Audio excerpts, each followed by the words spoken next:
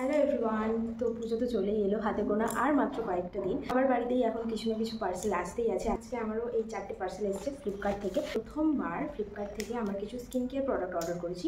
কারণ হচ্ছে আমি সবসময় স্কিন কেয়ারের জন্য পার্পল অথবা অ্যামাজন থেকে অর্ডার করি। আর এইবারে ফ্লিপকার্ট থেকে অর্ডার করার কারণ হচ্ছে যে আমার প্রোডাক্টগুলো একটু তাড়াতাড়ি দরকার ছিল।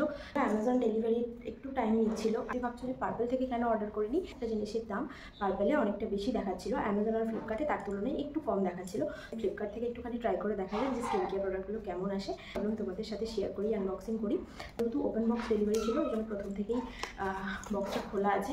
এই শ্যাম্পুটা এটা ফ্লিপকার্ট আর অ্যামাজনে এটার দামটা একটুখানি কম দেখাচ্ছিল, ওই জন্য ফ্লিপকার্ট থেকেই অর্ডার করা। মধ্যে আছে আমার লিপস্টিকটা, একদম পুরো সিল প্যাক। এই যে আর্সের এই লিপস্টিকটা হচ্ছে আমার ফেভারিট।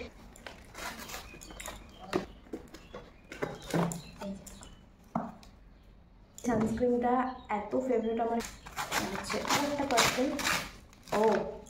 এটা হচ্ছে আমি নতুন একটা সানস্ক্রিন অর্ডার দিয়েছি ওশিয়া হার্বালসে। হচ্ছে একটা tinted sunscreen, first time use করবো, জানি না এটা এখন কীরকম হবে। আমি তো ফেসবুকে রিভিউ দেখে কিনেছি এটা, তো আমি ইউজ করার পর তোমাদের সাথে শেয়ার করতে পারবো যে এই সানস্ক্রিনটা কীরকম। বাই।